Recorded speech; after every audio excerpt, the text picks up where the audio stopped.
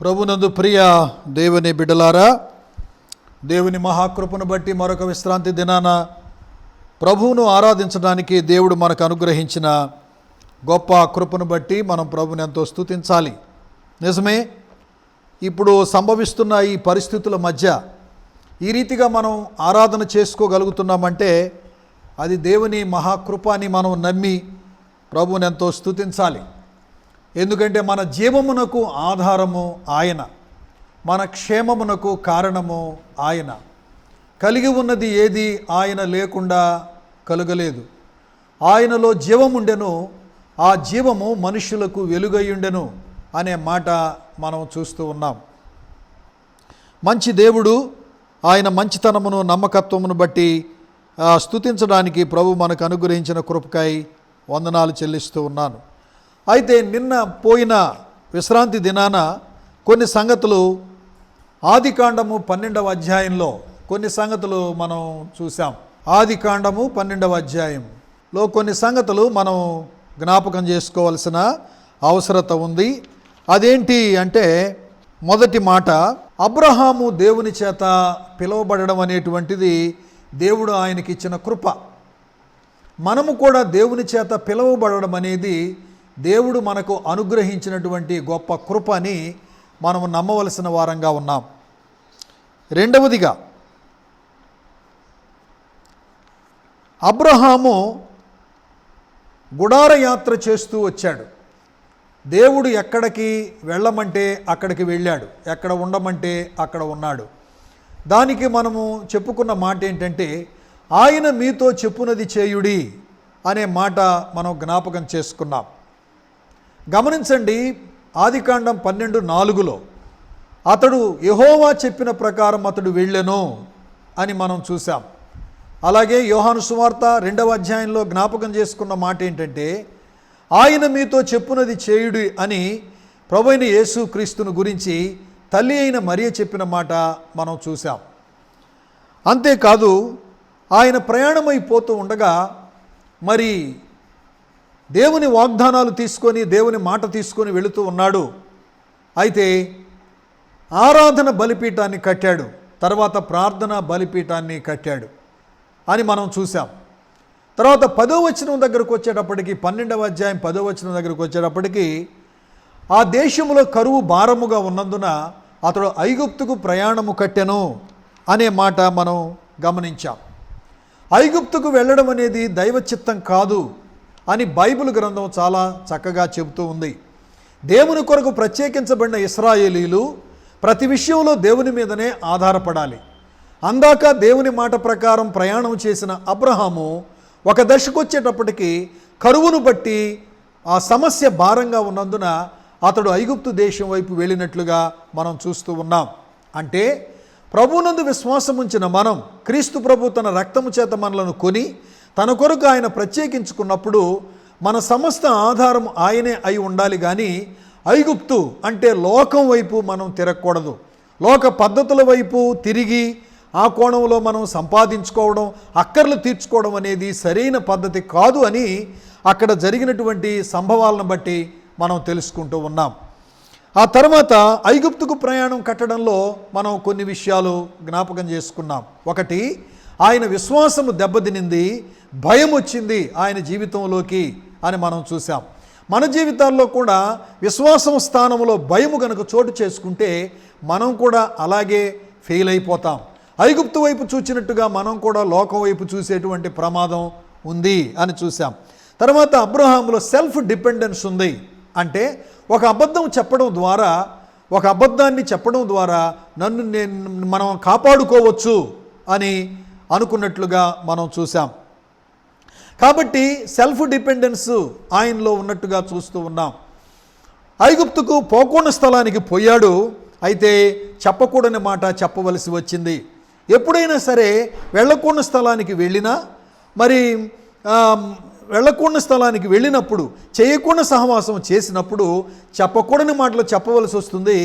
మరి అనుకోనకుండా ఇరుకులో నువ్వు పడవలసి వస్తుంది అనే పాఠాన్ని మనం నేర్చుకున్నాం.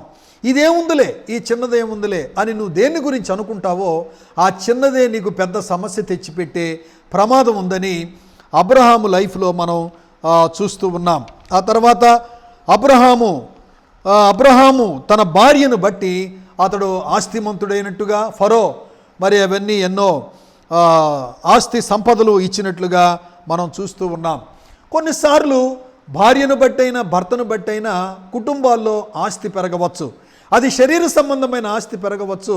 ఒకవేళ శరీర సంబంధమైన ఆస్తి కాకపోయినా నీ భార్యను బట్టి ఆధ్యాత్మికమైన ఆస్తి నీకు రావచ్చు.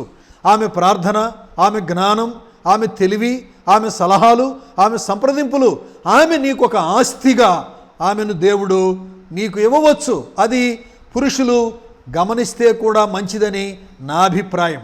అందుచేత దేవుని బిడ్డలారా, భార్య వలన కానీ భర్త వలన కానీ కొన్నిసార్లు ఆస్తిపాస్తులు రావచ్చు. ఒకవేళ క్రొత్త నిబంధన గ్రంథంలో మనం ఆలోచించినప్పుడు భౌతిక సంబంధమైన ఆస్తి కాకపోయినా నీ భార్యను బట్టి, నీ భర్తను బట్టి ఆధ్యాత్మికమైనటువంటి ఆస్తి, మంచి సలహాలు, విలువైన సంగతులు, లేకపోతే జ్ఞానం, లేకపోతే ప్రార్థన, ఇటువంటివన్నీ కూడా నీ భర్త, నీ భార్య వలన అటువంటి ఆస్తి నీకు వచ్చినందుకు నువ్వు ప్రభువుని స్తుతించాలి. అందుచేత మనం ఇక్కడ కనుక గమనించినట్లయితే ఆయన తర్వాత యాక్చువల్గా ఏం జరిగింది అని అంటే, ఫరోను దేవుడు బాధ పెట్టాడు.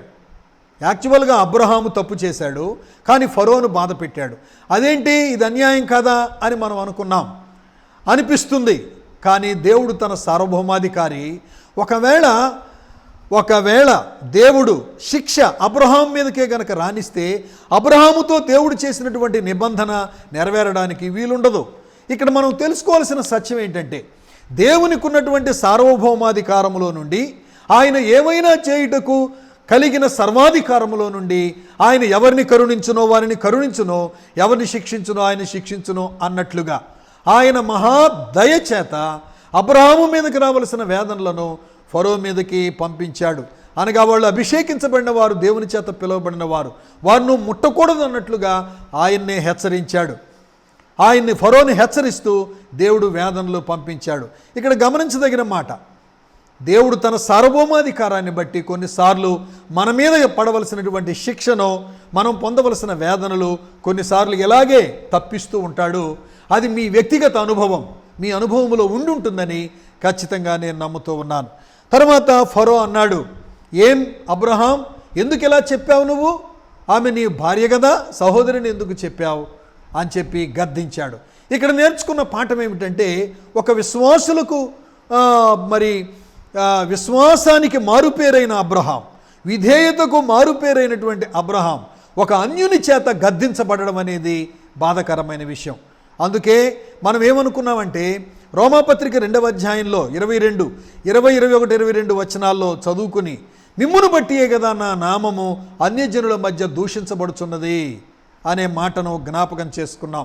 ఈ రోజున చాలామంది క్రైస్తవులు, విశ్వాసులు వారు పనులు చేసేటువంటి ప్రాంతంలో వారి ప్రవర్తనను బట్టి అన్యుల చేత గద్దించబడుతున్నారు. మీరు ప్రార్థనకు వెళుతున్నారు కదా, మీరు ప్రార్థన చేస్తారు కదా, మీ దేవుని వంటి దేవుడు ఎవరూ లేరని చెబుతున్నారు కదా, మరి ఏంటి ప్రవర్తన, ఏంటి అబద్ధం, ఏంటి అన్యాయం, ఏంటి అక్రమం, ఇదేమన్నా న్యాయమేనా? నీ దేవుడే గొప్ప దేవుడని చెబుతున్నారు, పరిశుద్ధుడు అంటున్నారు, ప్రార్థనకి రమ్మంటున్నారు, వాగ్దానాలు తెచ్చి ఇస్తున్నారు, ప్రభువును నమ్మమంటున్నారు, ఇదేనా మీ దేవుడు చెప్పేది అని మనుషులు మనల్ని ప్రశ్నించేటట్టుగా, అన్యుల మధ్య నా నామమును దూషించుటకు మీరే కదా కారకులు అన్నాడు. కాబట్టి బై మిస్టేక్ లేకపోతే ల్యాక్ ఆఫ్ ఫెయిత్, విశ్వాస బలహీనుడైపోయి అబ్రహాం ఒక అన్యుని చేత గద్దించబడ్డాడు. ప్రియులారా, గత వారం చూసినటువంటి విషయాలు చివరిగా మనం ఏమనుకున్నామంటే 13వ అధ్యాయంలోకి వచ్చేటప్పటికి ఆయన ఎక్కడైతే మొదట బలిపీఠము కట్టాడో అక్కడ తిరిగి బలిపీఠము కట్టాడు. అంటే మనం ఏమనుకున్నామంటే he was restored what he last.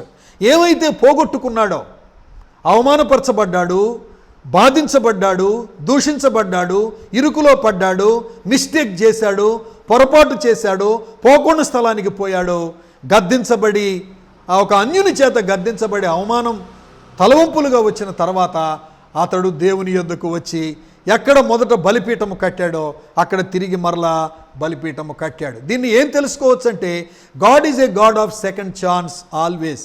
ప్రతి వ్యక్తికి దేవుడు ఒక ఛాన్స్ ఇస్తాడు. పడిపోయిన బలిపీఠాలను మరలా కట్టుకోవడానికి, పడిపోయిన ప్రార్థన జీవితాన్ని మరలా బాగు చేసుకోవడానికి, పడిపోయినటువంటి విశ్వాస జీవితాన్ని మరలా బాగు చేసుకోవడానికి మన దేవుడు మంచి దేవుడై తన నిబంధనను మన జీవితాల్లో నెరవేర్చగోరిన వాడై తిరిగి మరలా మనకి అవకాశాలు ఇస్తాడు. అందుకే 13వ అధ్యాయం 4వ వచనంలో హాయికిని బేతేలుకును మధ్య మొదట బలిపీఠము కట్టిన చోట అతడు వచ్చి బలిపీఠము కట్టాడు. ఈ బలిపీఠానికి మనం పెట్టుకున్న పేరేంటంటే ద ఆల్టర్ ఆఫ్ రెస్టోరేషన్. అవును ప్రియులారా, దేవుడు తిరిగి సమకూర్చేటువంటి ఒక బలిపీఠాన్ని, ఒక ప్రార్థనను మరలా చేసుకునే భాగ్యాన్ని దేవుడు నీకు ఇస్తున్నాడు సంవత్సరం వెంబడి సంవత్సరం. అందుకే నీవు నేను కూడా బ్రతుకుతూ ఉన్నాం. దయచేసి ఇప్పుడు 13వ అధ్యాయాన్ని చూద్దాం. ఈ రీతిగా ప్రభు చిత్తమైతే ఈ యొక్క అబ్రహాము జీవితాన్ని కొన్ని వారాలు మనం ప్రభు చిత్తమైతేలాగా మనం ధ్యానించుకుంటూ మనం ముందుకు వెళదాం. ఇప్పుడు అందరూ 13వ అధ్యాయాన్ని తీసుంచండి. 13వ అధ్యాయం. ఇక్కడ మనం కొన్ని సంగతులు చూద్దాం త్వరగా. 4వ వచనము తర్వాత మనం ఏం చూస్తున్నామంటే 6వ వచనాన్ని చూద్దాం. 6వ వచనం, వారు కలిసి నివసించుటకు ఆ ప్రదేశము చాలకపోయెను, ఎందుకనగా వారి ఆస్తి వారు కలిసి నివసించలేనంత విస్తారమయ్యుండెను. కలిసి నివసించలేనంత విస్తారమైన ఆస్తి లోతుకి అబ్రహాముకు కలిగినట్లుగా 6వ వచనంలో చూస్తున్నాం. 7వ వచనంలో ఏం జరిగిందంటే అబ్రహాము పశువుల కాపరులకు, లోతు పశువుల కాపరులకు కలహము పుట్టెను. కలహము క్వారల్, తగాదా, జగడం వారిద్దరి మధ్య వచ్చింది. జగడము, కలహము అనేటువంటిది కూడా మనుషులలో సామాన్యంగా కలుగుతూనే ఉంటుంది. కలహము లేని ప్రాంతము లేదు, కలహము లేని సంబంధాలు లేవు, కలహము లేని చుట్టాలు లేవు, కలహము లేని స్నేహితులు లేరు, కలహము లేని ఊరు లేదు, కలహము లేని సిటీ లేదు, కలహము లేని బంధుత్వాలు లేవు. ప్రపంచంలో బంధుత్వాల మధ్య, స్నేహాల మధ్య, భార్యాభర్తల మధ్య, మనుషులకి మధ్య కలహం అనేది ఒక కామన్ ఇష్యూ అయింది. అయితే గమనించాలి, జాగ్రత్త. కామన్ ఇష్యూ కాబట్టి కంటిన్యూ అయినా ఇబ్బంది లేదని అనుకుంటే చాలా పొరపాటు. కలహము చాలా ప్రమాదకరమైంది. కలహము సంబంధాలను తెగ్గొడుతుంది. కలహము సమాధానము లేకుండా చేస్తుంది. కాబట్టి తగాదాలు పెట్టే తత్వము కానీ, ఒకవేళ తగాదా వచ్చినా కానీ తగాదాలు పెట్టే తత్వం ఏమన్నా ఉన్నా సరిచేసుకోవాలి. దేవుడు మనల్ని సమాధానపరచడానికి పిలిచాడు కానీ సమాధానాన్ని తెగ్గొట్టడానికి దేవుడు మనల్ని పిలవలేదు. అందుకే కలహము అనేది ఒకవేళ కామన్ ప్రాబ్లం అయినప్పటికీ, అది ఒక సామాన్యంగా మనిషి స్వభావంలో బయటికి వచ్చేది అయినప్పటికీ కూడా దాన్ని పరిష్కరించుకునేటువంటి ఒక వ్యక్తిత్వం ప్రతి మనిషికి కావాలి. అందుకే ఇక్కడ మనం చూస్తూ ఉన్నాం. 8వ వచనం చూడండి. 8వ వచనం నాతో కలిసి చదవండి. కాబట్టి అబ్రహాము, మనము బంధువులము గనుక నాకును నీకును నా పశువుల కాపరులకు నీ పశువుల కాపరులకు కలహం ఉండకూడదు. అన్ఫార్చునేట్లీ, దురదృష్టవశాత్తు అనుకోకుండా ఆస్తి పెరిగింది. పశువులు ఈ పశువులు కలిసి నివసించలేక మా పశువులు మీ పశువులు మా పశువులను పొడిచినయనో, లేకపోతే మా పశువులు మీ పశువులు గడ్డి తింటే మా పశువులకు గడ్డి చాలదనో, లేకపోతే ఆ వేసుకున్నటువంటి గుడారాలు, ఆ దొడ్లు అవి నివసించడానికి వీలు కాలేదనో, లేకపోతే మా దొడ్లలో మీ యొక్క గొర్రెలు లేకపోతే పశువులు ఉండడానికి వీల్లేదనో, తగాదా రావడానికి కారణం ఏమైనా కావచ్చు. ఇక్కడ కలహము పుట్టెను, కలహము పుడుతుంది. కానీ కలహమును సరిచేసుకునేటువంటి, పరిష్కరించుకునేటువంటి జ్ఞానం కూడా మనకు కావాలి. ఈ రోజున చాలా చాలా మంచి సంబంధాలు, భార్యాభర్తలైతేనేమి, బంధువులైతేనేమి, స్నేహితులైతేనేమి, ప్రియులారా, నాకు తెలిసినంత వరకు ఒక చిన్న కలహం, ఒక చిన్న అపార్థం, ఒక చిన్న ఎవరో ఒక తెలిసి తెలియకుండా మాట్లాడిన ఒక మాట, పూర్తిగా తెలియకుండా మాట్లాడే ఒక మాట ఆధారం చేసుకొని జగడాలు, కలహాలు ఈ రోజున విపరీతంగా సొసైటీలో స్ప్రెడ్ అయిపోతూ ఉన్నాయి. అయితే దీనికి పరిష్కారం లేదా? ఉంది. పరిష్కారం చూపించేదే బైబిల్ గ్రంథం. ఇక్కడ ఒక పెద్ద మనిషి ఉన్నాడు, అబ్రహాం. ఎల్డర్లీ బిహేవియర్, పెద్దరికముతో కూడిన ప్రవర్తన కలిగి ఆయన ప్రవర్తించాడు. ఏంటది?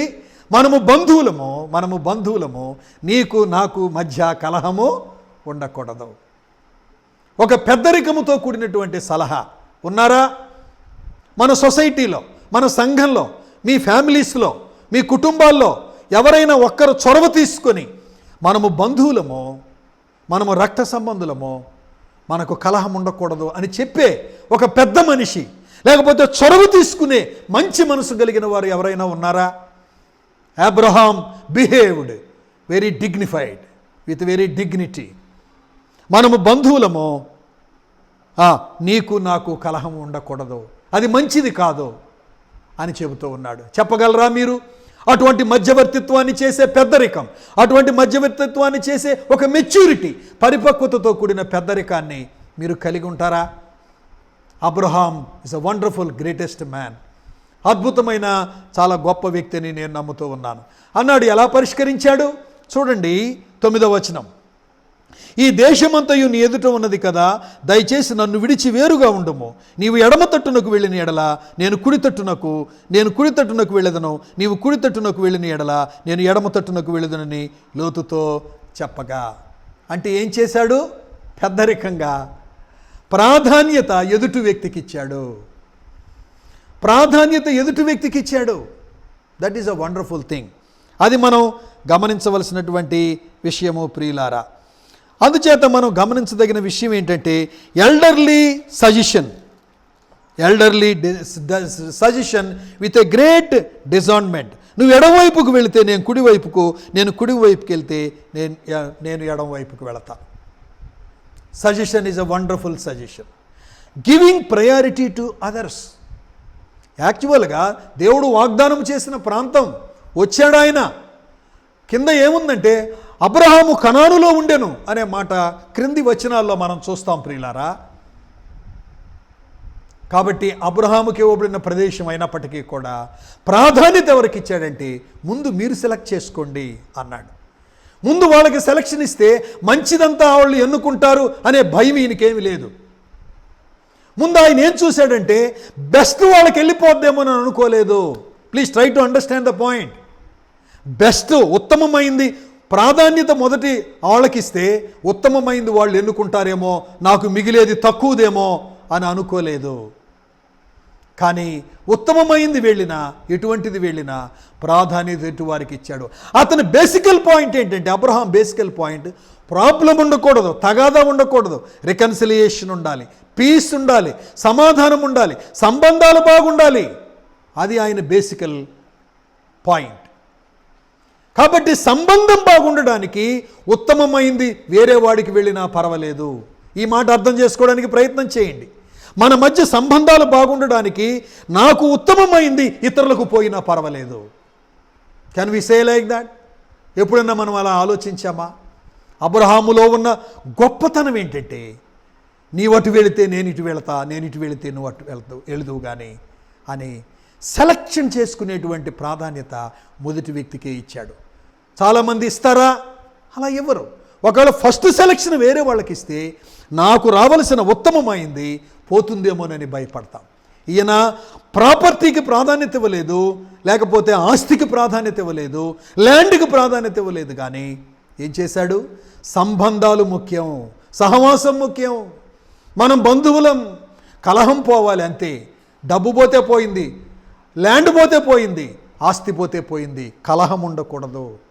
అంత ప్రాధాన్యత, అంత పెద్దరికం నువ్వు కలిగి జీవిస్తున్నావా? సహోదరుడా, సహోదరి, నా ప్రియ సంఘస్థులారా, ఆలోచించాలని మనవి చేస్తూ ఉన్నాను. అండ్ దెన్ 4వ తలంపు మనం చూసినట్లయితే 10వ వచనం, సెలక్షన్ దగ్గరకు వచ్చేటప్పటికి లోతు ఏం చేశాడు?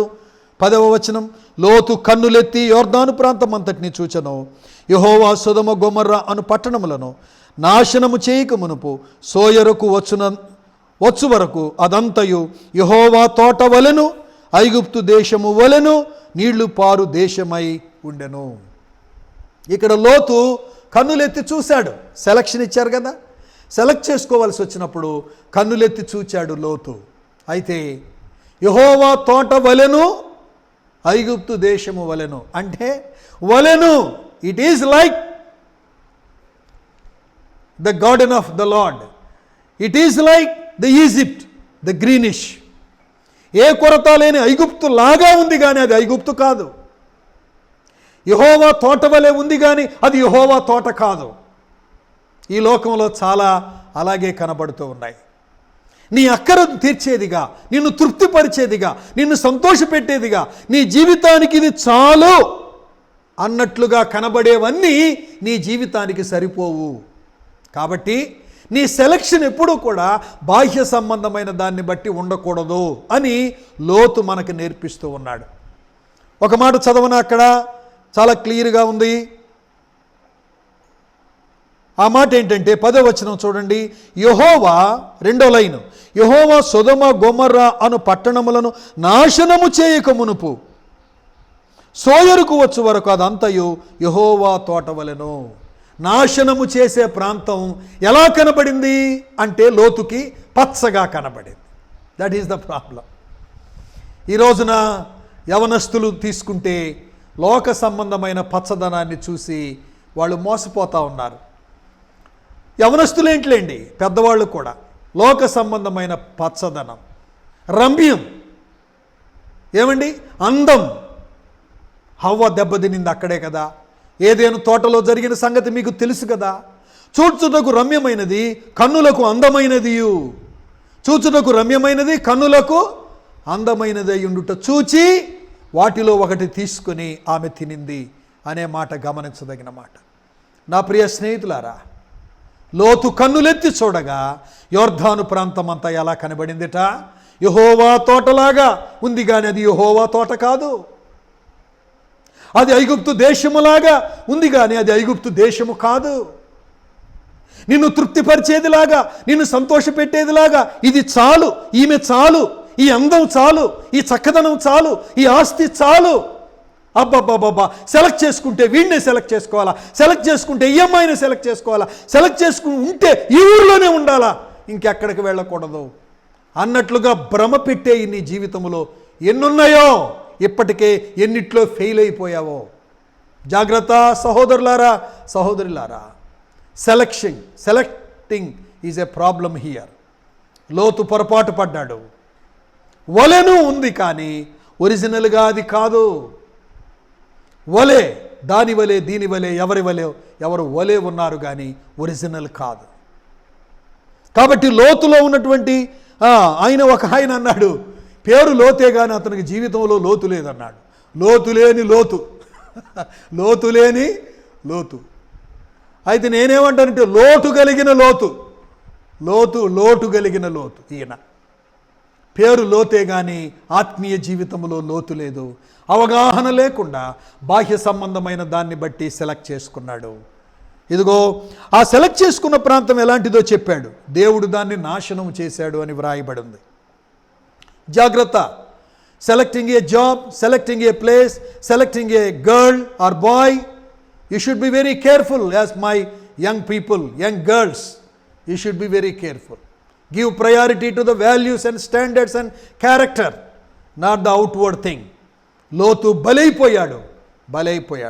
ప్రభు కృప చేత అనేకుల విజ్ఞాపన చేత రక్షించబడ్డాడు కానీ వాస్తవంగా నాశనకరమైన ప్రాంతం దగ్గర తన గుడారం వేశాడు. అందుకే చదువుదాం కిందికి 11వ వచనం. యొర్దాను ప్రాంతం అంతటిని ఏర్పరచుకొని తూర్పుగా ప్రయాణము చేశాను. తనకు ఏర్పరచుకొని ఇది నాకు అనుకున్నాడు. ఈ ప్రాంతంలో ఇంకెవడు ఉండటానికి లేదు, ఇది ఎవరు సెలెక్ట్ చేసుకోవడానికి లేదు, ఇది నాకు. అప్పుడప్పుడు మనం ఇదివరకు వార్తల్లో విన్నాం, యంగ్ పీపుల్ కొంతమంది, యవనస్తులు కొంతమంది ప్రేమించుకునేటువంటి వారిని గురించి వార్తల్లో ఇలాంటి మాటలు నేను విన్నాను, చూశాను, చదివాను కూడా. అదేంటో ఒక మాట చెప్తాను. నేను వీటికి సంబంధించిన విషయాలంతా నాలెడ్జ్ లేదు, నేను చెప్పలేను. కానీ నాకు చెందవలసిన అమ్మాయి ఇంకొకరికి చెందకూడదు, నాకు చెందవలసిన అబ్బాయి ఇంకొకరికి చెందకూడదు అని ఏంటి ఆయిల్ పోస్తారంట, ఆ యాసిడ్ పోసి చంపుతారట మనుషుల్ని. ఎంత దారుణం, ఎంత అన్యాయం, ఎంత ఘోరం. నాకే చెందాలి. లోతును గురించిన మాట ఏముందంటే, తనకు ఏర్పాటు చేసుకున్నాడు, ఈ యోర్దాన్ అంతా నాకు, ఈ పచ్చదంతా నాకు, ఇంకెవరు ఈ ప్లేస్లోకి రావడానికి లేదన్నట్టుగా. దేవుడు ఒకవేళ నిన్ను సెలెక్ట్ చేసుకోమంటే, నీకేం కావాలి అని సెలెక్ట్ చేసుకోమంటే, దేన్ని బట్టి సెలెక్ట్ చేసుకుంటావు? తమ్ముడు, చెల్లి, పెద్దలారా, స్నేహితులారా, తల్లిదండ్రులు కూడా జాగ్రత్తగా ఉండాలి పిల్లల విషయంలో.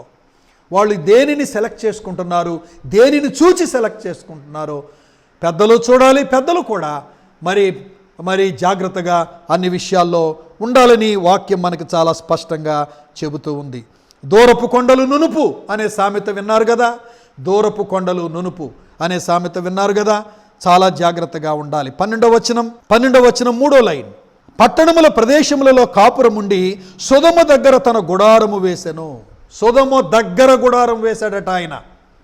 స్నేహితులారా వినండి, సొదొమ దగ్గర గుడారం వేశాడట. ఇది ఏం తెలియపరుస్తుందంటే, నీవు ఎవరికి దగ్గరగా ఉంటావో అది నిన్ను ఆకర్షిస్తుంది.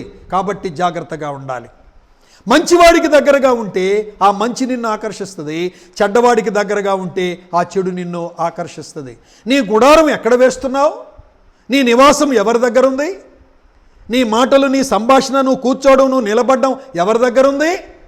ఆలోచించు స్నేహితుడా, ప్రియ తమ్ముడు, చెల్లి, పెద్దలారా, స్నేహితుల, దేని దగ్గర నువ్వు గుడారం వేస్తున్నావు? నీ ఇల్లు కొనుక్కోవాలంటే చర్చికి దగ్గర నా ఇల్లు ఉంటే బాగుండని ఎప్పుడన్నా అనుకున్నావా? ప్రార్థన మందిరానికి దగ్గర ఉంటే బాగుండని ఎప్పుడన్నా అనుకున్నావా?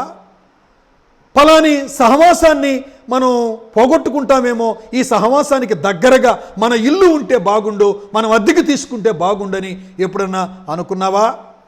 లేకపోతే ఈ మంచి బ్రదర్తో, ఈ మంచి సిస్టర్తో మనం కమ్యూనికేషన్ పెట్టుకుంటే బాగుంటుంది, ఎప్పటికైనా వాళ్ళ వలన మనకి ఆత్మీయ మేలే కానీ నష్టం లేదని ఎప్పుడన్నా నువ్వు అనుకున్నావా?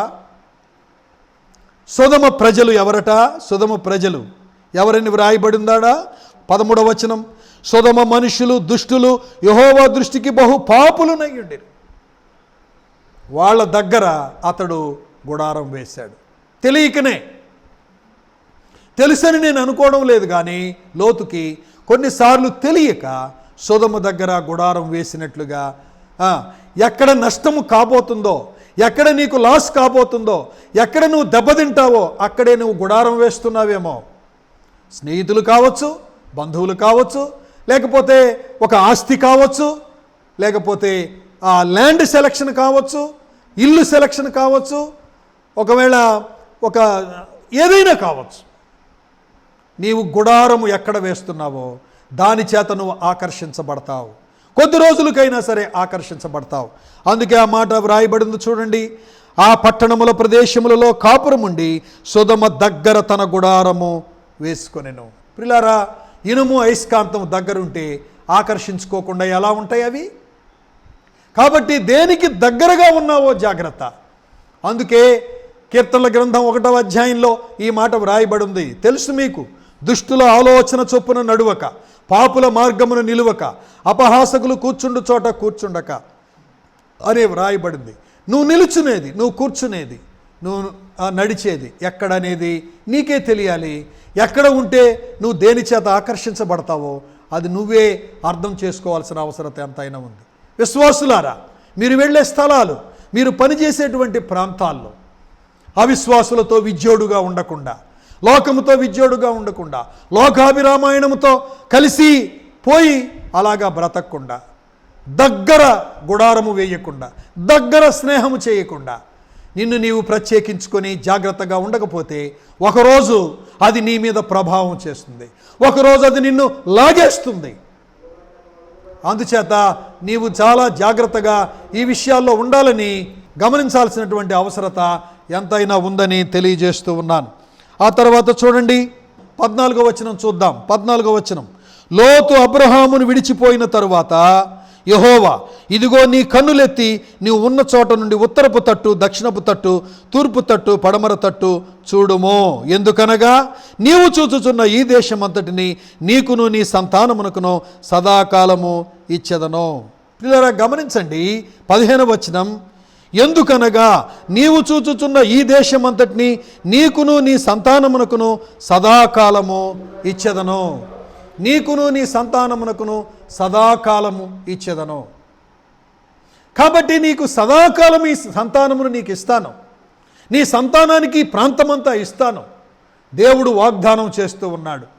దేవుడు ఎప్పుడు వాగ్దానం చేశాడు? ఇది ఇక్కడ మనం తెలుసుకోవాల్సిన విషయం. ఎప్పుడు చెప్పండి? లోతు అబ్రహామును విడిచిపోయిన తర్వాత. అండర్లైన్ ఆ మాట నువ్వు తెలుసుకో. లోతు అబ్రహామును విడిచిపోయిన తరువాత అంటే లోకము అబ్రహామును విడిచిపోవాలి. లోతు దేనికి గుర్తు అంటే లోకానికి కూడా గుర్తుగా ఉన్నాడు.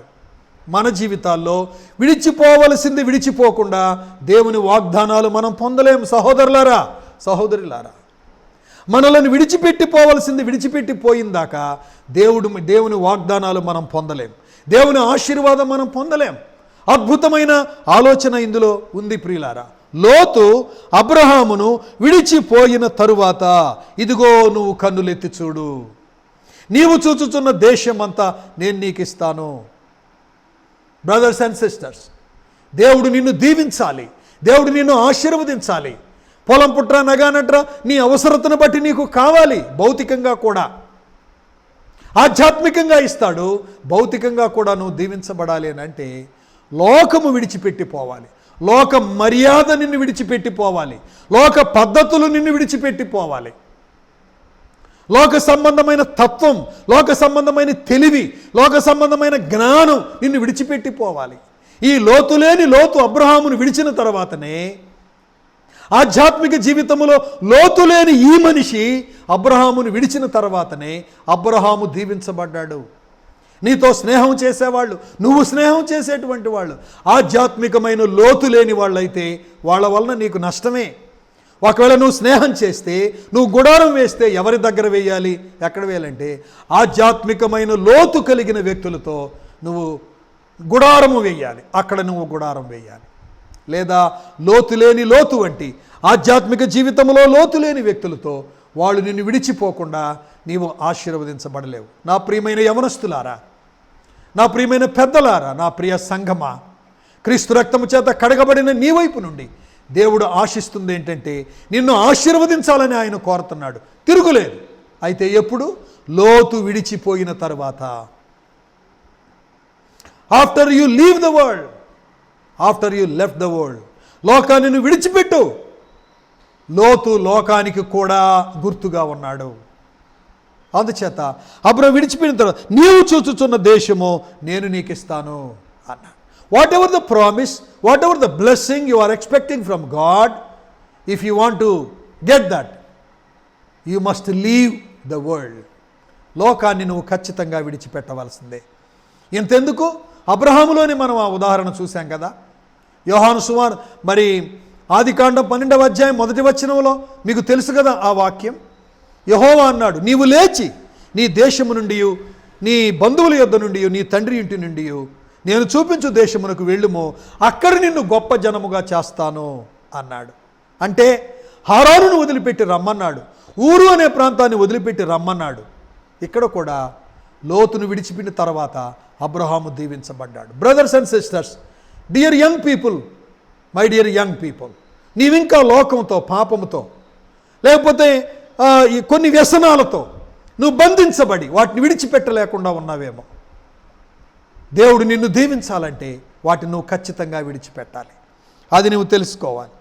తర్వాత రక్షించబడిన ప్రభు బిడ్డలారా, నీవు చూచుచున్న దేశమును దేవుడు నీకు ఇస్తాడు. తర్వాత 17వ వచనం చూద్దాం. చివరిగా 17-18 వచనాలు. నీవు లేచి ఈ దేశము యొక్క పొడుగున వెడల్పున దానిలో సంచరించుము, అది నీకిచ్చేదనని అబ్రహాముతో చెప్పెను. దేవునికి స్తోత్రం. సంచరించిన దేశం. 2 మాటలు చెప్తాను వినండి. ఒకటేంటంటే చూచుచున్న దేశము, సంచరించుచున్న దేశము. చూచుచున్న దేశము, సంచరించుచున్న దేశము. కన్నులెత్తి చూడండి అన్నాడు. క్రొత్త నిబంధనలో ప్రభువైన యేసుక్రీస్తు ఏం చెప్పాడో తెలుసా? మీ కన్నులెత్తి పొలములను చూడండి అన్నాడు. అయితే ఇక్కడ లోతు కన్నులెత్తి యోర్దాను చూశాడు, లోక సంబంధమైన చూశాడు. క్రొత్త నిబంధన ప్రకారం రక్షించబడిన విశ్వాసులు ఏమి చూడాలంటే కన్నులెత్తి పొలములను చూడాలి. పాకిస్తాన్ను చూడాలి, ఇటలీని చూడాలి, జర్మనీని చూడాలి, జపాన్ను చూడాలి, ఉత్తర భారతదేశాన్ని చూడాలి, సువార్త లేని పొలాలను చూడాలి. నీవు కన్నులెత్తి, అబ్రహాం నీవు కన్నులెత్తి చూడుము. మొదటి మాట సంచరించుము అన్నాడు. నీవు చూడాలి. చూసే కళ్ళు దేవుడు మనకు కావాలి. ప్రియ తమ్ముడు, చెల్లి, సంఘానికి దేవుడిచ్చిన ప్రాముఖ్యమైనటువంటి పని ఏంటో తెలుసా? సువార్త ప్రకటించడం. సువార్త లేని ప్రాంతాలు, సంఘాలు లేని ప్రాంతాలను చూడు. ఆ చూసే కళ్ళు నీకు నాకు కావాలి. This is the burden of the Lord. It should be the burden of the church. సంఘము యొక్క భారము కూడా అదే అయి ఉండాలి. వినండి ప్రియులారా, గమనించండి. చూడము అన్నాడు, సంచరించుము అన్నాడు. కన్నులెత్తి పొలములను చూడండి, సువార్త లేని ప్రాంతాలు చూడండి. మీ దగ్గరకు వస్తున్న ఇన్ఫర్మేషన్, మీ దగ్గరకు వస్తున్న సమాచారం తీసుకోండి, ప్రార్థన చేయండి. ఆ పొలాలను ఒకసారి చూడండి, చూపిస్తున్నటువంటి వాళ్ళ దగ్గర సమాచారం తీసుకోండి. అబ్రహాం, నీవు చూచుచున్న ప్రదేశం అంతా నీకు ఇస్తాను. క్రొత్త నిబంధనలో మనం చూడవలసింది ఏంటంటే సువార్త పొలములను చూడాలి, నశించిపోతున్న ఆత్మలను చూడాలి. శరీర సంబంధమైన పొలం కావాలా? శరీర సంబంధమైన పొలము కావాలా? శరీర సంబంధమైన ఆటోమేటిక్గా దేవుడు నీకు ఇస్తాడు, అవి తిరుగులేదు. కానీ నువ్వు సువార్త పొలమును చూడాలి. సంచరించుట దేనికి గుర్తంటే ఇట్స్ ఏ ప్రేయర్ వాక్. సంచరించాలి. కొన్ని ప్రాంతాలను మనం ప్రార్థనాపూర్వకంగా ప్రార్థనతో పాటు చేయాలి. మనం చాలాసార్లు నాకు గుర్తుండి మన సంఘం ద్వారా మనం ప్రేయర్ వాక్ చేశాం. సంచరించాలి. మనం తిరిగే ప్రాంతాల్లో ప్రార్థనాపూర్వకంగా మనం తిరగాలి. Faith walk and prayer walk. Faith walk ఏంటంటే యెహోషువ గ్రంథం 6వ అధ్యాయంలో ఎరుకో చుట్టూ తిరిగారు విశ్వాసముతో. అది ఫెయిత్ వాక్. గుర్తుపెట్టుకోండి ఆ మాట. ఇక్కడ ఏంటంటే ప్రేయర్ వాక్. సంచరించాలి, ప్రార్థనాపూర్వకంగా మనం తిరగాలి. ఎక్కడైతే ఫెయిత్ వాక్ ఉంటుందో, ప్రేయర్ వాక్ ఉంటుందో, ఫెయిత్ వాక్ ఉంటే సాతాను యొక్క గోడలు కూలిపోతాయి. ప్రేయర్ వాక్ ఉంటే ఆత్మలను మనం రక్షిస్తాం. ఫెయిత్ వాక్, విశ్వాస నడక ఉంటే ఏమండి, మనము సాతాను కోటలు కూల్చేస్తాం. అదే ప్రార్థన, ప్రేయర్ వాక్ ఉంటే ఆత్మలను మనం రక్షిస్తాం. దేవుడు అంటున్నాడు, అబ్రహాముతో అంటున్నాడు, అబ్రహాము చూడుము ఒక మాట, రెండవది సంచరించుము అన్నాడు. Brothers and sisters, as a church people, as a people of called out from the world and darkness, చీకటిలో నుండి, పాపములో నుండి, లోకములో నుండి పిలువబడిన వారంగా కన్నులెత్తి పొలములను చూడాలి. మనకు అందుబాటులో ఉన్న ప్రాంతాలకు వెళ్ళి ప్రేయర్ వాక్ చేయాలి. అప్పుడు దేవుడు ఆ ప్రాంతాన్ని దేవుడు మనకిస్తాడు. పిల్లరా, అన్వయించుకుందాం. శరీర సంబంధమైనవి అంటావా? ఖచ్చితంగా వాటిని దేవుడు నీకు అనుగ్రహిస్తాడు. నీతిని, రాజ్యమును మొదట వెతుకుము, అప్పుడు అవన్నీ దేవుడు నీకు అనుగ్రహిస్తాడు. చివరి మాట 18వ వచనములో, అబ్రహాము తన గుడారము తీసి హెబ్రోనులోని మమ్రే దగ్గర ఉన్న సింధూర వృక్షములో దిగి అక్కడ యెహోవాకు బలిపీఠము కట్టెను. పిల్లరా, soon after he got the promise, soon of the promise of blessing, ఎప్పుడైతే దేవుని ఆశీర్వాదముతో కూడిన వాగ్దానాన్ని పొందాడో ఆయన తిరిగి మరలా అక్కడ బలిపీఠము కట్టాడు. ఈ బలిపీఠానికి నేను పెట్టిన పేరు ఏంటంటే is a altar of thanks giving. Abraham యొక్క ఎల్డర్లీ బిహేవియర్ ఎంత అద్భుతమైంది. ఒకసారి కూలంకషంగా జ్ఞాపకం చేసుకుందామా? క్లుప్తంగా దయచేసి చూద్దాం. అదేంటంటే coming back to the first place where he build the altar. 13వ అధ్యాయంలో మొదటి పాఠం ఏంటంటే ఎక్కడ తను బలిపీఠము కట్టాడో అక్కడికే వచ్చి మరలా ప్రార్థన చేసుకున్నాడు, ప్రభువును స్తుతించాడు, పోగొట్టుకున్నదంతా తిరిగి పొందుకున్నట్లుగా అక్కడ బలిపీఠం కట్టాడు. దీనికి మనం రెస్టోరేషన్, సమకూర్చే దేవుడు అని పెట్టుకున్న ద సెకండ్ లెసన్ అదేంటంటే గొర్రెల పశువుల కాపర్లు మధ్యలో కలహం వచ్చినప్పుడు ఒక పెద్దరికంగా ఆయన ఒక డిగ్నిటీతో బిహేవ్ చేసి, మనము బంధువులము, మనకు కలహం ఉండడం మంచిది కాదు అని ఒక పెద్దరికమైన సలహా ఇచ్చి ఆ బంధువుల మధ్య ఉన్న సంబంధము చెడిపోకుండా దెబ్బతినకుండా కాపాడిన ఒక పెద్దరికాన్ని, మెచ్యూరిటీ నీ పరిపక్వతతో కూడిన సలహాను అబ్రహాము జీవితంలో మనం చూస్తూ ఉన్నాం. అండ్ దెన్ మూడవది ఏంటంటే in selecting settle the land or settle the house, ఒక గుడారాన్ని స్థిరపరచుకునే విషయంలో, ఒక ల్యాండ్ని ఎన్నుకునేటువంటి విషయంలో ఆయన ఏం చేశాడంటే అబ్రహాము ఎదుటి వ్యక్తికే ప్రాధాన్యత ఇచ్చాడు. ఇతనిలో స్వార్థము లేనటువంటి తనం స్పష్టంగా కనబడతా ఉంది.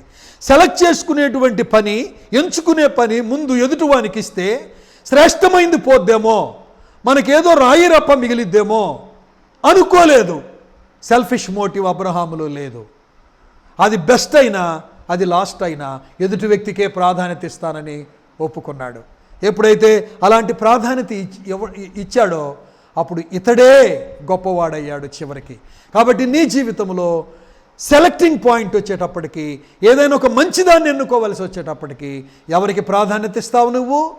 నీ ఎల్డర్షిప్, నీ పెద్దరికం, నీ మెచ్యూరిటీ దేని ఎలాగా నువ్వు ప్రదర్శిస్తావు ఈ లోకంలో, సమాజంలో దేవుని యొక్క గుణగణాలను అలాగ నువ్వు చూపించాలి. ఆ తర్వాత మనం చూసాం అదేంటంటే అబ్రహామును లోతు విడిచిన తర్వాత అప్పుడు దేవుడు అబ్రహామును ఆశీర్వదించాడు. లోకమునకు గుర్తుగా ఉన్న లోతు, లోకానికి కూడా గుర్తుగా ఉన్న లోతు అనగా లోకము, యవనస్తులారా పెద్దలారా, అది నిన్ను విడిచిపెట్టిపోకుండా, ఇప్పటికే దేనిని విడిచిపెట్టలేకపోతున్నానని నువ్వు అనుకుంటున్నావో దానిని నువ్వు విడిచిపెట్టకపోతే నీవు దేవుని యొక్క దీవెనలు, ఆశీర్వాదాలను పొందలేవు. మరొక మాట, గమనించదగిన మాట ఏంటంటే సెలక్షన్ జాగ్రత్తగా ఉండాలి. అది ఉద్యోగ సంబంధమైన సెలక్షన్ కావచ్చు, లేకపోతే చదువుకు సంబంధించిన సెలక్షన్ కావచ్చు, వివాహ సంబంధమైన పార్ట్నర్ సెలక్షన్ కావచ్చు. వాట్ ఎవర్ ద సెలక్షన్, నీ ముందు ఒకటి ఎంచుకోవలసి వచ్చినప్పుడు బాహ్య సంబంధమైన వాటికి ప్రాధాన్యత అస్సలు ఇవ్వకూడదు. బాహ్య సంబంధమైన వాటికి ప్రాధాన్యత ఇచ్చావు అని అంటే నువ్వు ఎక్కడున్నట్టు లెక్కంటే నాశనం కాబోయే సొదొమ గొమొర్రా దగ్గర ఉన్నావని అర్థం. జాగ్రత్త. నీవు తెలుసో తెలియకో ఎక్కడ నువ్వు గుడారం వేస్తున్నావో, దేనిని బట్టి నువ్వు సెలెక్ట్ చేసుకుంటున్నావో జాగ్రత్తగా ఉండాలి. ఈ విషయంలో తల్లిదండ్రులు బాధ్యత వహించి ప్రార్థనాపూర్వకంగా పిల్లలకు జాగ్రత్తగా సలహాలు ఇవ్వాల్సిన అవసరత కూడా ఉంది. పెద్దవాళ్ళు కూడా లోక పోకడలను అనుసరించి వెళ్ళి పచ్చదనాన్ని చూసి సెలెక్ట్ చేసుకుంటే భవిష్యత్తులో మనకి ముంపుకు గురయ్యే పరిస్థితి ఉంది. తర్వాత చివరి మాట ఏమనుకున్నామంటే నీవు చూచుచున్న దేశము, నీవు సంచరించిన దేశము. చూచుచున్న దేశము, సంచరించిన దేశం ఏంటి? మనం ఏం చూడాలి? క్రొత్త నిబంధన ప్రకారం కన్నులెత్తి పొలములు చూడాలి, నశించిపోతున్న ఆత్మలను చూడాలి, సంఘాలు లేని ప్రాంతాలు ఎక్కడున్నాయో చూడాలి, సువార్త అందని ప్రాంతాలు ఎక్కడున్నాయో చూడాలి, సువార్త ఉన్నా కానీ సరిగ్గా అర్థం కాక యేసుప్రభుని నమ్ముకొని ప్రాంతాలు ఎక్కడున్నాయో చూడాలి. ఆస్వాల్ జేస్మితో ఆస్వాల్ ఛాంబరో ఆయన ఒక మాట అన్నాడు, every unbeliever is a mission field అన్నాడు. Mission field. నీ బంధువులు ఒక మిషన్ ఫీల్డ్, నీ రక్త సంబంధికులు మిషన్ ఫీల్డ్, నీ స్నేహితులు ఒక మిషన్ ఫీల్డ్. ఈ మాట ఏదో చాలా బాగుంది, మనం ఎక్కడికి పోకుండా ఇక్కడే ఉండి చుట్టాలకు సువార్త చెబితే సరిపోతుందని అనుకుంటున్నారేమో కొంతమంది. అది ఉంది, ఇది ఉంది. Every believer is a mission field అనేటప్పటికీ ఓహో మన పక్కన ఒక అన్బిలీవర్ ఉన్నాడు కదా, ఈ మిషన్ ఫీల్డ్ జాలి అనుకుంటున్నారేమో. అది అనవసరమైన, అది మంచి తెలివి కాదు. అది దగ్గరైన దూరమైన దేవుడు ఒకవేళ నిన్ను నడిపిస్తుంటే సరిగా చూడడం మనం నేర్చుకోవాలి. బ్రదర్స్ అండ్ సిస్టర్స్, చర్చ్ యొక్క మెయిన్ రెస్పాన్సిబిలిటీ ఏంటంటే కన్నులెత్తి పొలాలను చూడాలి. రక్షించబడిన నీవు తప్ప, యేసు ప్రభువులో గొప్ప దీవెనలు పొందుతున్న నీవు తప్ప ఎవరు చూస్తారు? నశించిపోయే వాళ్ళని ఎవరు గమనిస్తారు? వాళ్ళకి సువార్త ఎవరు చెప్తారు? ఈ హైవేలో కొన్ని వందల మంది, వేల మంది వలసలు ప్రయాణం చేసి ఆ వలస కార్మికులు వెళుతూ ఉన్నప్పుడు గుండె బద్దలైపోయింది. నేనేం చేయలేకపోయాను, ఏం చెప్పలేకపోయాను అనుకుంటున్నాను కానీ ఏం చేయలేకపోయాను, నలిగిపోవడమే జరిగింది. మనం కూడా చాలాసార్లు కొన్ని చూస్తూనే ఉంటాం ఫీల్డ్స్ని, కానీ పని చేయం. అటువంటి నిస్సహాయత నీలో ఉందా? సంఘమా, ప్రభు రక్తం చేత కడగబడిన సంగమా, నువ్వు చూడాలి, నువ్వు సంచరించాలి. నువ్వు చూడాలి, సంచరించాలి. ఫెయిత్ వాక్, ఎరికో గోడలు కూలాలంటే విశ్వాసముతో మనం నడవాలి. ఆత్మలను రక్షించాలంటే ప్రేయర్ వాక్, ప్రార్థన నడక మన జీవితంలో ఉండాలి. కాబట్టి సంఘం యొక్క అల్టిమేట్ పర్పస్ ఏంటంటే సువార్త ప్రకటించటం. దేవుడు తప్పకుండా నిన్ను, నీ సంఘాన్ని రానున్న కాలంలో నువ్వు దేనిని చూడడానికి ఇష్టపడతావో, ఎక్కడ సంచరించడానికి ఇష్టపడతావో, విశ్వాసంతో అడుగులు వేస్తావో ఆ ప్రాంతాన్ని, ఆ ప్రజలను నీకు తప్పకుండా ఇస్తాడు. దేవుడు చెప్పాడు, అబ్రహాం నీవు చూచుచున్న దేశము నీకు ఇస్తాను, నీ సంతానానికి నీవు సంచరించిన ప్రదేశము కూడా నీకు ఇస్తాను అని దేవుడు వాగ్దానం చేస్తున్నాడు. సంగమా, ఈ వాక్యాన్ని నీవు అన్వయించుకొని దేవుని వైపు తిరగాలని నేను మనవి చేస్తూ ఉన్నాను. పిల్లారా, దేవుని వాక్యంలో ఈ మాట వ్రాయబడి ఉంది. కొరింథీయులకు రాసిన మొదటి పత్రిక 11వ అధ్యాయంలో ఆ మాట మనందరికీ తెలుసు. ప్రభు శరీరమని వివేచింపక తిని త్రాగువాడు అతడు రోగగ్రస్తుడు అవుతున్నాడని దేవుని వాక్యములో వ్రాయబడి ఉంది.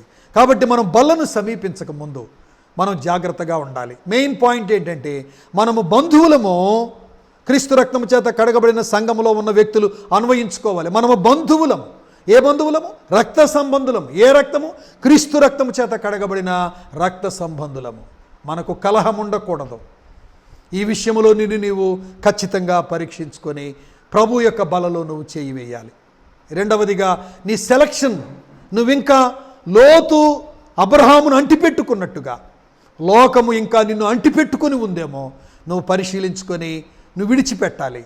విడిచిపెట్టని లోతు, విడిచిపెట్టని లోకం ఏదైనా ఉందేమో పరీక్షించుకోవాలి ప్రభు బలలో చేయి వేయకముందు. మూడవదిగా దేవుని హృదయ భారమైనటువంటి ఆ సువార్త పొలములను చూసే మనసు ఉందా, లేక దిగజారిపోతున్నావా? ఈ ముఖ్యమైనటువంటి విషయాలను పరిశీలించుకుంటూ ప్రభు శరీరములో, ప్రభు యొక్క రక్తములో మనం పాలు పంపులు పొందాలి. ఆ విషయంలో పరిశుద్ధాత్మదేవుడు నీకు ఒకవేళ లోపాన్ని చూపిస్తుంటే తప్పకుండా ఒప్పుకొని విడిచిపెట్టి అప్పుడు మాత్రమే నువ్వు ప్రభు బలలో చేయి వేయి. దేవుడు నిన్ను ఆశీర్వదిస్తాడు. ప్రభు బలను గురించి ఏం రాయబడి ఉంది? నా రక్తము తిని నా శరీరము తిని నా రక్తము త్రాగువాడు నిత్య జీవము గలవాడు అని అంచెదినమును నేను వాడిని లేపుదునని ప్రభు అయిన యేసుక్రీస్తు చెప్పాడు. అంతేకాదు పౌలేమన్నాడు? ప్రభు యొక్క బలను సమీపించేవారు ఆయన మరణమును ప్రచురించుదురు అని వ్రాయబడింది. యేసుక్రీస్తు మరణ పునరుద్ధానాలను ప్రచురించేటువంటి బాధ్యత మనకుందని మనం గుర్తించాలి. బలలో చేయి వేస్తున్నాం, కానీ ఏ బల్ల మన కొరకు తయారు చేయబడిందో ఆ బల్ల అనేకుల కొరకు విమోచించబడిన రక్తానికి మరి సూచనగా ఉందని గుర్తించిన మనం సువార్త చెబుతున్నామా? ఈ బల్లలో ఉన్న అంతార్థనాన్ని ఇతరులకు చెబుతున్నామా? చెప్పకపోతే మనం బల్లను సమీపించుట మనం కొంత వ్యర్థంగానే ఆచరిస్తున్నట్టు లెక్క. అందుచేత ప్రియులారా, తల్ల వంచండి, మనం ప్రార్థన చేసుకుందాం, దేవునికి అప్పగించుకుందాం. మీకు ఇష్టమైతే నాతో కలిసి ప్రార్థన చేయండి.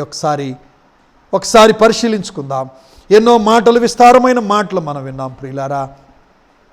సంఘం యొక్క చివరి యొక్క ముగింపు ముఖ్యమైన పని ఏంటంటే సువార్త ప్రకటన. సువార్త పొలములను చూడాలి. సువార్త పొలములను కన్నులెత్తి చూడండి. లోతైతే కన్నులెత్తి చూచాడు, కానీ లోకాన్ని చూచాడు. అబ్రహాము చూచింది లోకాన్ని కాదు, మిగిలిన దాన్ని చూచాడు. అబ్రహాము లోతుకు ప్రాధాన్యత ఇస్తే దేవుడు అబ్రహాముకు ప్రాధాన్యత ఇచ్చాడు. అర్థమైందా? అబ్రహాము లోతుకు ప్రాధాన్యత ఇచ్చాడు, అయితే దేవుడు అబ్రహాముకు ప్రాధాన్యత ఇచ్చాడు. అబ్రహాములో ఉన్న విశ్వాసం, అబ్రహాములో ఉన్నటువంటి పశ్చాత్తాపం, అబ్రహాములో ఉన్నటువంటి పెద్దరికం, అబ్రహాములో ఉన్నటువంటి తోటి వ్యక్తిని ప్రేమించే గుణం, అబ్రహాములో ఉన్నటువంటి వ్యక్తిత్వం దేవుణ్ణి సంతోషపెట్టిందని నేను అనుకుంటున్నాను. అందుకే మిగిలింది ఏదైనా, అది రాళ్ళైనా రప్పలైనా, నువ్వు చూచిన దేశం, నువ్వు సంచరించే దేశం నేను నీకు ఇస్తాను అబ్రహాం అని దేవుడు చెప్పాడు. కాబట్టి మన డీలింగ్ ఎలా ఉంది, ఇతరులతో మన యొక్క పరిస్థితులు ఎలా ఉన్నాయి, ప్రార్థన చేసుకుందాం, ప్రభువుకు అప్పగించాం. ప్లీజ్ తమ్ముడు, చెల్లి, పెద్దలారా, నా ప్రియ స్నేహితులారా, నా ప్రియ సంఘమా, ప్లీజ్ ప్రార్థన చేయండి. అవును ప్రభువా, ఇంకా విడిచిపెట్టని లోతులాగా నాలో లోకం ఇంకా ఉంది ప్రభువా, అది పోకుండా నువ్వు దీవించమంట. ఈరోజు నాకు అర్థమైంది, ఈ లోకాన్ని, లోతు అనే లోకాన్ని నేను విడిచిపెడతానని చెప్తావా?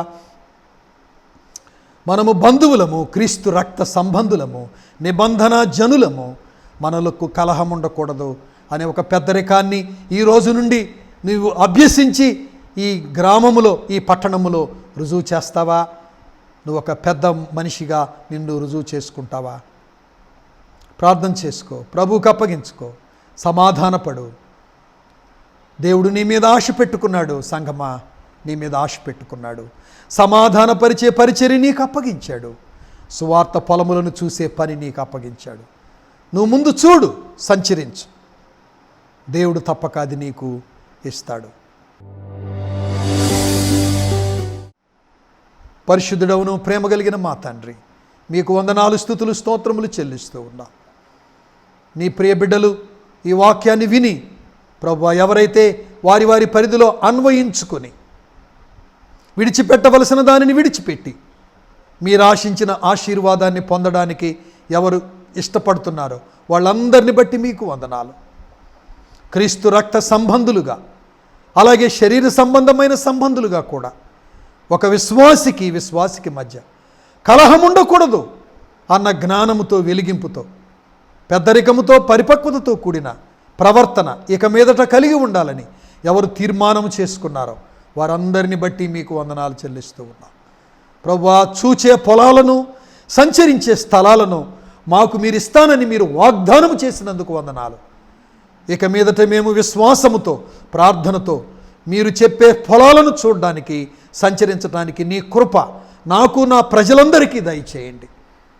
ఉన్న చోటనే ఉండకుండా, చేసిన చోటనే చెయ్యకుండా, చెప్పిన చోటే చెప్పకుండా, ఇంకా దూర ప్రాంతంలో ఉన్న పొలాలను, స్థలాలను చూచి బయటికి వెళ్ళి సువార్త చేసే సంఘముగా ఈ సంఘాన్ని మీరు తీర్చిదిద్దమని వందనాలు చెల్లిస్తూ కృపకు అప్పగిస్తూ యోగ్యముగా పరిశీలించుకొని, ప్రభువా నన్ను నిజంగా క్షమించు, ఈ విషయంలో నేను తప్పిపోయానని యథార్థంగా ప్రార్థన చేసుకున్న వ్యక్తులు మీ రక్తం చేత కడగబడి బలలో చేయివేయుటకు సహాయం చేయమని యేసు ప్రభు నామములో ప్రార్థించి స్తుతించి వేడుకొనుచున్నాం తండ్రి.